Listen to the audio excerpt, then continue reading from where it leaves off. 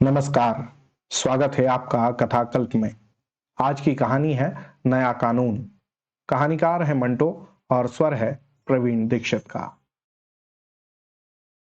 मंगू तांगे वाला जरा भी पढ़ा लिखा नहीं था। होता भी कैसे, जब वह कभी स्कूल ही नहीं गया। वह निपट अनपढ़ व गंवार था, मगर फिर भी उसे दुनिया की चीजों के बारे में काफी कुछ मालूम था। इसी तरह सभी कोचवान मंगू कोचवान को अपने अड्डे का सबसे बुद्धिमान आदमी समझते थे। अड्डे के सभी कोचवानों को जब भी कहीं के बारे में कुछ जानना होता तो वे मंगू के पास आ जाते। उन्हें विश्वास था कि मंगू उनकी जिज्ञासा को शांत कर देगा। दरअसल मंगू अपनी सवारियों की बातचीत सुनकर जान लेता था कि कहाँ क्या हो रहा है। एक दिन मंगू अपने तांगे में सवारियां ले जा रहा था। सवारियां स्पेन में जंग शुरू होने की बातें कर रही थी। तब मंगू सवारियां उनकी मंजिल पर छोड़कर गामा चौधरी के पास आया और उसके चौड़े कंधे को थपथपाकर ऐसे बोला मानो वह बहुत ही बुद्धिमान भविष्यवक्ता हो। कुछ ही दिनों में स्पेन में जंग होने वाली है चौधरी। गामा चौधरी ने पूछा, ये स्पेन कहाँ है? मंगू बोला, बिलायत का ही एक देश है स्पेन। जब स्पेन में जंग छिड़ने की बात जग जाहिर हुई तो सभी कोचवानों ने मंगू की बहुत प्रशंसा की। उस वक्त मंगू सवारियों को तांगे में बैठाकर माल रोड की चमचमाती सड़क पर ले जा रहा था। वह अपनी सवारियों से हिंदू मुस्लिमों में चल रही ताजा लड़ाई के बारे में बात कर रहा था। शाम के समय वह इसी विषय पर गंभीरता से विचार करता हुआ अड्डे पर आया तो उसका चेहरा गुस्से से तमतमा रहा था। उसके कोचवान साथियों ने उसे हुक्का सुलगा कर दिया और उससे बातें करने लगे। बातों ही बातों में हिंदू मुस्लिम झगड़े की बात छिड़ गई। मंगू ने अपने सिर से पगड़ी उतारकर बगल में दबा ली, फिर चिंतित होकर बोला, हिंदू मुस्लिमों में दंगे यूं ही नहीं होते, बल्कि यह किसी पीर की बद्दुआ का फल है। मेरे दादा बताते थे कि बादशाह अकबर ने एक बार एक दरवेश का दिल दुखा दिया था। तब उस दरवेश ने बादशाह को शाप दिया था, इस देश की सल्तनत में हमेशा हिंदू मुस्लिम झगड़े होते रहेंगे। अब यह तो सभी को पता है कि बादशाह अकबर के बाद से ही ये झगड़े शुरू हो गए थे और आज तक हो रहे हैं। मंगू ने ठंडी सांस भरी और हुक्का गुड़गुड़ाने लगा। कांग्रेसी कहते हैं कि हम हिंदुस्तान को आजादी दिलाएंगे, जबकि मेरा मानना है कि इन लोगों के कुछ भी बस का नहीं है। 1000 साल तक भी इनके इरादे पूरे नहीं होंगे। हो सकता है अंग्रेज इस मुल्क से भाग जाएं, पर फिर कोई दूसरा आ जाएगा, इटली वाला या रूस वाला, जो सुना है बड़ा ताकतवर आदमी है। यह मुल्क किसी ना किसी का गुलाम ही रहेगा। मैं एक बात बताना भूल ही गया कि उस दरवेश ने यह भी कहा था कि यह मुल्क हमेशा गुलाम रहेगा। मंगू कोचवान को अंग्रेजों से सख्त नफरत थी। उसका कहना था कि अंग्रेज हिंदुस्तान पर राज करते हैं और यहाँ की जनता पर जुल्म भी ढाते हैं। जबकि मंगू की घृणा का असल कारण यह था कि छावनी के अंग्रेज उसे बहुत परेशान करते थे। जब भी वे उसके तांगे में बैठते तो उसे ऐसे दुत्कारते जैसे वह इंसान न होकर कुत्ता हो। वैसे भी उसे इनकी गोरी चमड़ी बुरी लगती थी। मंगू जब भी अंग्रेज के लाल और गोरे चेहरे को देखता तो उसका जी खराब हो जाता। इस बारे में उसका कहना था कि अंग्रेजों के झुर्रियों भरे लाल चेहरे उन लाशों जैसे लगते हैं जिनकी खाल उतार ली गई हो। उस दिन तो मंगू पूरे दिन गुस्से में भरा रहता। जिस दिन उसका किसी अंग्रेज से झगड़ा हो जाता था, तब वह शाम को अपने साथियों के बीच बैठकर देर तक सिगरेट या हुक्के के कश लगाता और अंग्रेजों को कोसता रहता। उन्हें गालियां बककर वह अपनी पगड़ी में लिपटे सिर को झटक कर बोला, अपना चूल्हा जलाने के लिए आग मांगने आए थे और अब पूरा मकान ही कब्जा लिया है। बंदर की औलादों ने परेशान करके रख दिया है। हमें अपने बाप का नौकर समझते हैं, रौब झाड़ते हैं। मगर इतना कोसने के बाद भी उसका मन अशांत ही रहता। जब तक अड्डा खाली नहीं हो जाता था वह उन्हें गालियां बकता रहता। अरे शक्ल कोड़ियों जैसी लगती है, वह भी मरे हुए कोड़ी जैसी। वह अंग्रेज से हुई झड़प की आग निकालता रहता। जरा सा धक्का क्या लग गया कि अंग्रेजी में गिटर पिटर करने लगा। ऐसा झपटा जैसे कत्ल कर देगा मेरा। तेरी कसम, दिल तो चाह रहा था कि खोपड़ा फोड़ दूं इस मरदूत का, मगर फिर दिल के अरमान दिल में ही दबा लिए। सोचा कि उस कमबख्त को मारने में अपनी ही बेइज्जती होगी। वह सांस लेने के लिए रुकता और अपनी खाकी कमीज की आस्तीन से नाक साफ कर फिर से शुरू हो जाता। भगवान की कसम खाकर कहता हूं, इन फिरंगियों के नखरे उठाना अब मेरे बस का रोग नहीं है। इन मर्दूदों का चेहरा देखते ही खून उबाले खाने लगता है। भगवान करे कोई नया कानून इन कमबख्तों को यहां से भगा कर दे। अरे तभी मेरे दिल को चैन आएगा।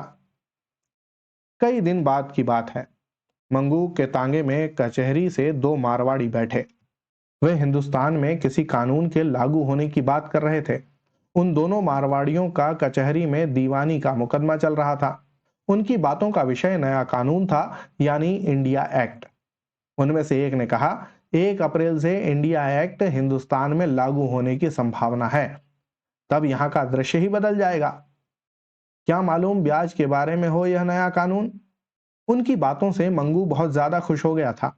यूं तो वह अपने घोड़े को दौड़ाते समय चाबुक से बुरी तरह पीटता और गालियां बकता था, मगर उस दिन वह अपनी मूछों के लंबे बालों को उमेटता हुआ घोड़े की लगामें ढीली कर बड़े प्रेम से बोला, चल बेटा, जरा चाल की तेजी तो दिखा। वह बार बार मारवाड़ियों को मुड़ मुड़ कर देखता और उनकी बातें समझने की कोशिश करता। इस खुशी के मौके पर उसने मारवाड़ियों को उनकी मंजिल पर उतारकर अनारकली में दीनू हलवाई के दुकान पर पहुंच आधा सेर दही की लस्सी पी और संतुष्टि की डकार लेकर अपनी मूछों को चूसने लगा। फिर वह तेज आवाज में बोला, धत, ऐसी की तैसी तेरी ता। शाम को जब वह अपने अड्डे पर पहुंचा तो उसे उस रोज एक भी जाना पहचाना चेहरा दिखाई न दिया। उसे बड़ी निराशा हुई। वह तो बड़ी खुशी से अपने दोस्तों को यह बड़ी खबर सुनाना चाहता था, जिसे अपने भीतर रोक पाना उसे बड़ा मुश्किल लग रहा था। अपने सभी साथियों को नदारद देख उसके मन में नाउम्मीदी का तूफान सा उठने लगा, मगर वह कर ही क्या सकता था। उदास भाव से बड़ी ही बेदिली के साथ वह स्टेशन अड्डे की इस्पाती छत के नीचे करीब आधा घंटे तक टहलता रहा। एक तरफ साथियों के न मिलने पर वह निराश था, तो दूसरी तरफ नए कानून की खबर उसके लिए नए संसार की खुशियों से कम न थी। वह 1 अप्रैल के बारे में बार बार सोचता और उत्साहित होता। उसके रोशन दिमाग में मारवाड़ियों के शब्द गूंज रहे थे। खास तौर पर कुछ भयभीत से उस मारवाड़ी के शब्द उसे याद आ रहे थे, जिसे नया कानून ब्याज के बारे में रद्दोबदल करता लग रहा था। यह याद कर उसकी घनी मूछों के नीचे दबे होठ कई दफा मुस्कुराए और बुदबुदाहट निकली। कमबख्त गरीबों की खाट के खटमल हैं। नया कानून तो जैसे उन पर खौलते पानी की तरह गिरेगा। उसके विचार से नए कानून से सबसे ज्यादा अंग्रेज जाति प्रभावित होने वाली थी। अंग्रेज, जिसे वह सफेद चूहे कहता था। उसका मानना था कि उन सफेद चूहों की थुथनी को नया कानून बिलों से बाहर नहीं निकलने देगा। यह सोचकर उसके दिल को बड़ा चैन मिला। तभी उसने अपने एक साथी को अंदर आते देखा। वह गंजा नत्थू था, जो अपनी पगड़ी बगल में दबाए था। मंगू उसे देखते ही लपक कर उसके पास पहुंचा और उसका हाथ थामकर खुशी से चीखा, अरे ऐसी खबर सुनाऊंगा कि तेरे गंजे सिर पर बाल उगाएंगे और तू खुशी से नाचने लगेगा। हाँ। फिर मंगू ने बड़ी खुशी और मजे के साथ नत्थू को नए कानून के बारे में बताया। बताते हुए उसने कई बार नत्थू के गंजे सिर पर चपत लगाते हुए कहा, देखना कि होता क्या है, यह रूस का बादशाह जरूर नया करेगा।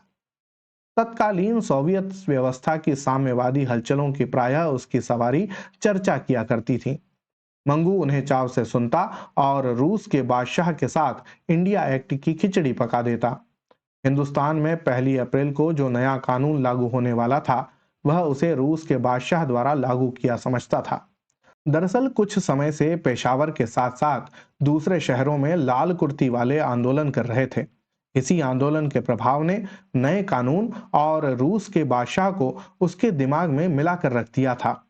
जब भी मंगू को पता चलता कि फलां जगह पर इतने विद्रोहियों को गिरफ्तार कर मुकदमा दायर किया गया है, तो वह उस धरपकड़ को नए कानून की पूर्व कार्यवाही समझकर खुश होता। उसके इन विचारों को रंग चढ़ाया उसकी 2 बैरिस्टर सवारियों ने। वे अपने अंदाज में नए कानून का वर्णन कर रहे थे। एक वकील ने दूसरे से कहा, इस नए कानून का एक पहलू फेडरेशन यानी कई राज्यों का संघ है जिसे मैं समझ नहीं पाया हूं। विश्व इतिहास में ऐसी फेडरेशन न कभी देखी गई और न ही सुनी गई। राजनीतिक दृष्टिकोण से भी यह गलत है, बल्कि मैं तो कहूंगा कि यह फेडरेशन हो ही नहीं सकती।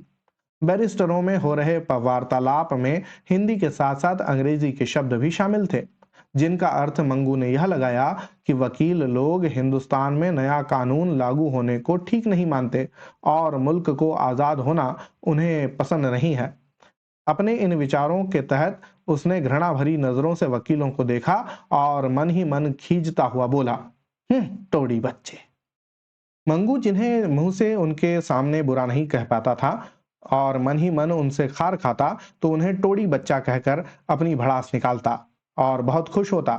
ऐसे लोगों को इस नाम से पुकार कर उसे अपनी बुद्धि पर गर्व महसूस होता था। उस दिन के 2 दिन बाद की बात है।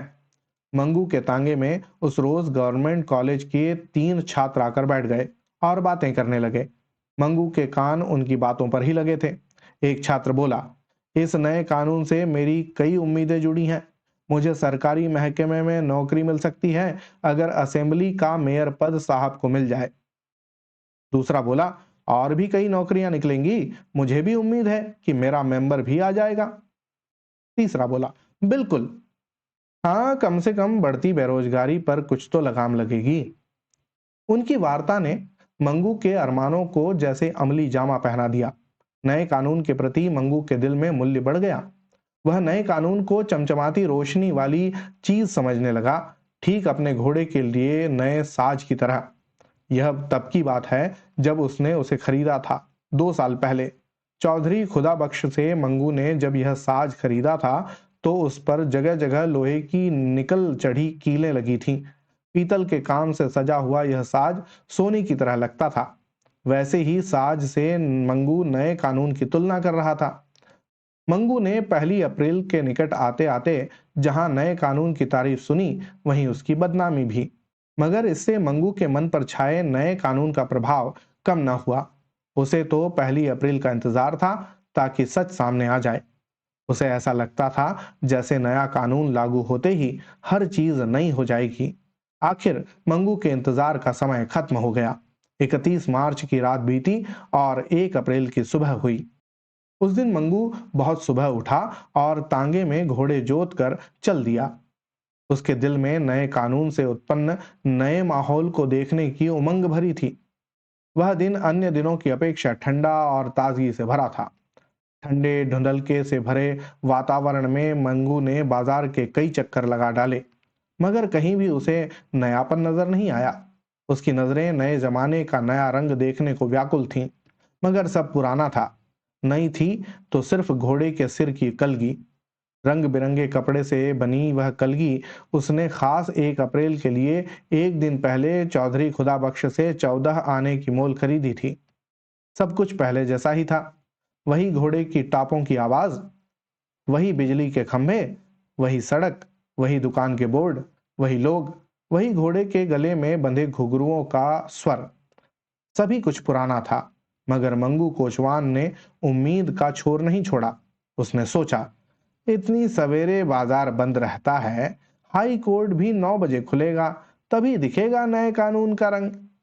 वह गवर्नमेंट कॉलेज पर पहुंचा। तभी कॉलेज के घड़ियाल ने 9 बजे की सूचना दी।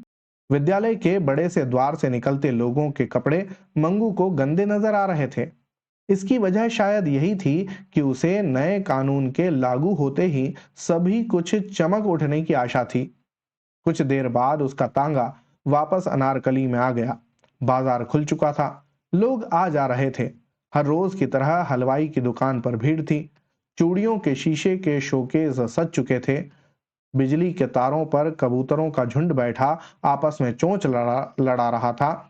मंगू कोचवान को सभी कुछ पहले जैसा ही फीका लगा, पर नया कानून देखने की ललक कम होने का नाम नहीं ले रही थी। वास्तव में वह उतावला इंसान था।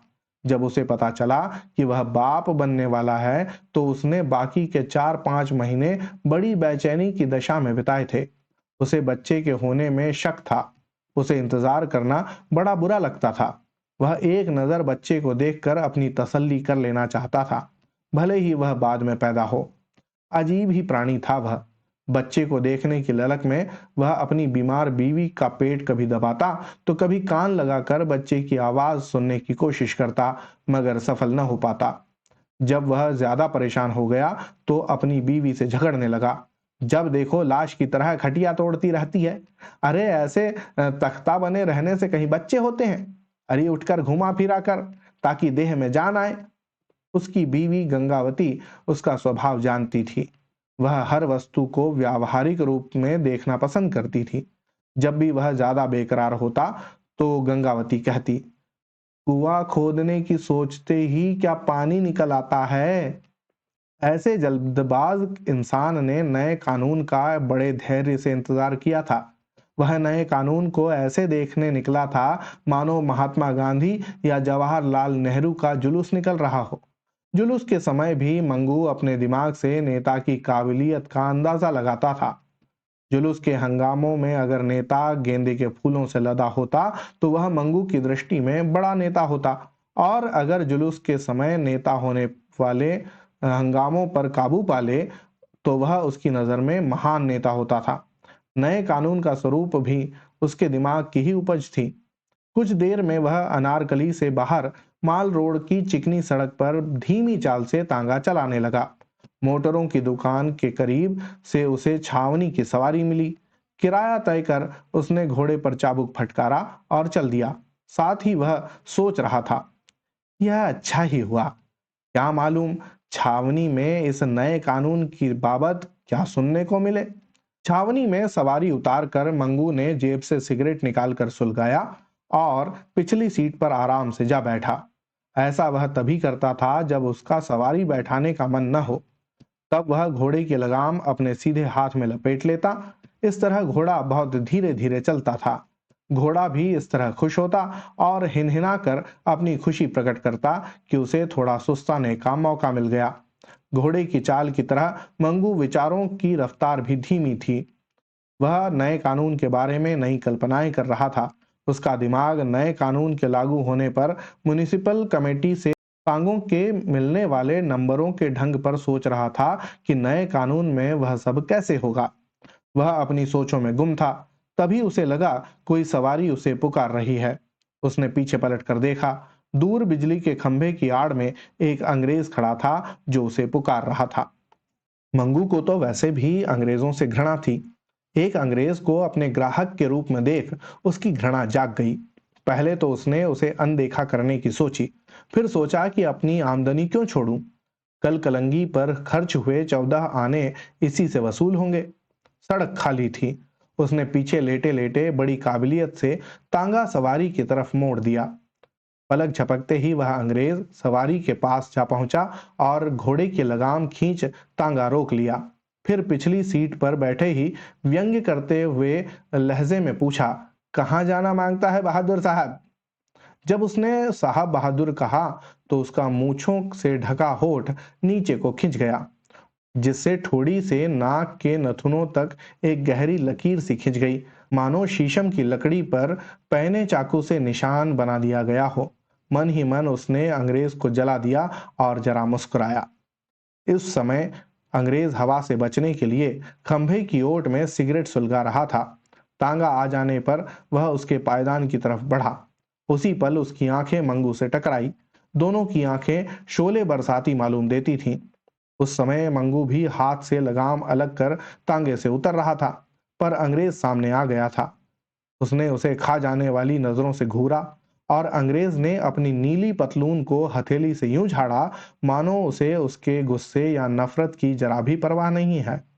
फिर अंग्रेज ने सिगरेट का कश लेकर पूछा, फिर गड़बड़ करने का इरादा है क्या? ओ तो तू है, मंगू ने मन ही मन कहा। वह वही अंग्रेज था जिससे मंगू का पिछले साल झगड़ा हुआ था। उस बेकार के झगड़े में अंग्रेज का दिमाग जरा चढ़ गया था।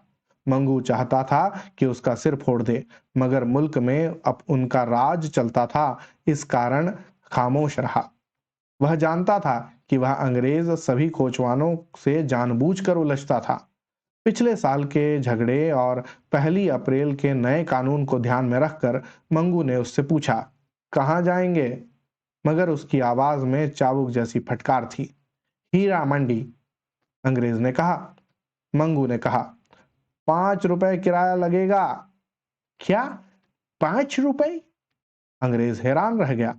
मंगू की हथेली भिंचकर घूसे की शक्ल में आ गई। चलना है या नहीं? पिछले साल हुई झड़प में मंगू ने अंग्रेज से भिड़ने की कोशिश नहीं की थी। इस कारण अंग्रेज को लगा मंगू उससे डरता है। अंग्रेज ने सोचा, यह शायद फिर से पिटना चाहता है। ऐसा विचार कर अंग्रेज छाती फुलाकर अकड़ता हुआ आगे बढ़ा और अपनी बेंत की छड़ी से तांगे का पायदान खटखटाकर मंगू को नीचे उतरने का इशारा किया। फिर उसने मंगू की रान पर भी अपनी पॉलिश से चमचमाती हुई छड़ी को कई बार छुआया। मंगू ने सुलगती नजरों से नाटे अंग्रेज को यूं देखा मानो उसे भस्म कर देना चाहता हो। वह इतना आवेशित हो गया कि उसका घूंसा कमान से निकले तीर की भांति अंग्रेज की ठुड्डी से जा टकराया। साथ ही उसे पीछे को धक्का देकर टांगे से उतर गया और लगा उसे पीटने। अंग्रेज को मंगू से ऐसी हरकत की उम्मीद नहीं थी। हैरान परेशान सा वह मंगू से बचने की कोशिश करने लगा, मगर मंगू पर तो जैसे दीवानगी छाई थी। वह उसे धड़ाधड़ पीटे जा रहा था। जब अंग्रेज ने मंगू की आंखों में उतर आए कहर के भाव को देखा तो वह अपनी सहायता के लिए आने जाने वालों को पुकारने लगा। उसकी चीख पुकार सुनकर मंगू उसे और जोर से पीटने लगा। जब वह उसे पीटता जाता और कहता जाता, अब यहां तुम्हारा राज नहीं है, तुम्हें पता नहीं आज 1 अप्रैल है? मगर तुम्हें क्या, तुम्हारी अकड़ तो अभी भी बरकरार है। अंग्रेज की चीख पुकार को सुनकर वहां भीड़ जमा होने लगी। तभी 2 सिपाही वहां आ पहुंचे और उन्होंने बामुश्किल अंग्रेज को मंगू कोचवान से छुड़ाया। मंगू की सांसें फूल रही थी और मारे गुस्से के कारण मुंह से झाग बह रहा था। वह दोनों सिपाहियों के बीच खड़ा विस्मित भीड़ की मुस्कुराती नजरों से वह देख रहा था। अचानक वह बोला, वो दिन अब नहीं रहे जब जलील खां फाख्ता उड़ाते थे। आज से नया कानून लागू हो गया है भाई। उसकी बात सुन मंगू के हाथों पिटा अंग्रेज मूर्खों की भांति उसके चेहरे को देखने लगा। वह कभी उसे देखता, कभी भीड़ को। मंगू ने सोचा था पुलिस उसका कुछ नहीं बिगाड़ सकती, मगर पुलिस के सिपाहियों ने उसे जेल में डाल दिया। वह सारे रास्ते सिपाहियों से कहता रहा, नया कानून लागू हो गया है, छोड़ो मुझे। जब यही बात थाने में कहने लगा तो सिपाही ने कहा, कैसा नया कानून? कानून वही पुराना है जिसके तहत एक अंग्रेज को पीटने की सजा तुम्हें मिलेगी। मंगू उसका मुंह ताकता रह गया। तो ये थी आज की कहानी। आपको कैसी लगी जरूर बताइएगा। होती है अगली कहानी में फिर मुलाकात। तब तक के लिए धन्यवाद और जय हिंद।